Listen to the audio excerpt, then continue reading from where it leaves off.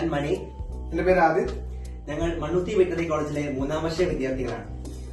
ഇപ്പൊ NEET exam എഴുതി ഒരുപക്ഷെ ഏത് കോഴ്സ് എടുക്കണമെന്ന് സംശയിച്ചിരിക്കുന്നവരായിരിക്കുമല്ലോ നിങ്ങൾ. അപ്പോ bachelor of veterinary sciences and animal husbandry എന്ന കോഴ്സിനെ കുറിച്ചും വെറ്ററിനറിയിലെ വിവിധ മേഖലകളെ കുറിച്ചും ഈ വീഡിയോയിൽ ഞങ്ങൾ പങ്കുവയ്ക്കുന്നതായിരിക്കും. കേരളത്തിൽ നമുക്കാകെ 2 വെറ്ററിനറി ഗവൺമെന്റ് കോളേജുകളാണ് ഉള്ളത്. ഒന്ന് പൂക്കോട്, ഒന്ന് മണ്ണുത്തി. 2 കോളേജിലും കൂടി നമുക്ക് 225 സീറ്റുകളാണ് അവൈലബിൾ ആയിട്ടുള്ളത്. അവിടെ മണ്ണുത്തി കോളേജിൽ 125ഉം പൂക്കോട് 100 അപ്പൊ ഈ കോഴ്സ് എന്ന് പറയുന്നത് 5.5 വർഷം നീണ്ടു നിൽക്കുന്ന ഒരു കോഴ്സാണ്. അപ്പൊ 4 വർഷം പഠനകാലവും 1 വർഷം നീണ്ടു നിൽക്കുന്ന ഇന്റേൺഷിപ്പും. വിദ്യാർത്ഥികളുടെ പഠന ഉയർത്താനായി 2 കോളേജുകളിലും പലതരം ഫെസിലിറ്റീസ് നമുക്ക് അവൈലബിൾ ആണ്.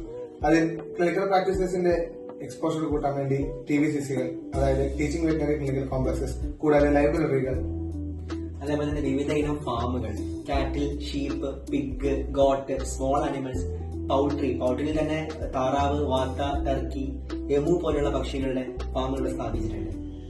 വെറ്ററിനറി എന്ന ഈ കോഴ്സ് പഠിച്ചിറങ്ങുമ്പോൾ ഒരു മൃഗഡോക്ടർ ആവുക എന്നത് മാത്രമല്ല, ഇവിടെ നമ്മൾ പലതരം വിഷയങ്ങൾ അല്ലെ, അത് clinical subjects, paraclinical subjects, animal genetics, അതേപോലെ ഇൻഡസ്ട്രിയൽ സബ്ജക്ട്സ് ആയ ലൈഫ് സ്റ്റോക്ക് പ്രൊഡക്ഷൻ ടെക്നോളജി, ഈ മാർക്കറ്റിംഗ് സബ്ജക്ട്സ് ആയ veterinary extension education, even civil service എന്നൊരു മേഖലയിലേക്ക് സ്വിച്ച് ചെയ്യാനുള്ള ഓപ്ഷൻ പ്രൊവൈഡ് ചെയ്യുന്ന ഒരു കോഴ്സ് കൂടിയാണ് വെറ്ററിനറി. പഠനത്തോടൊപ്പം NCC, NSS, സ്പോർട്സ് എന്നീ എക്സ്ട്രാ കരിക്കുലർ ആക്ടിവിറ്റീസ് കോളേജുകളിൽ പ്രവർത്തിച്ചു വരുന്നുണ്ട്.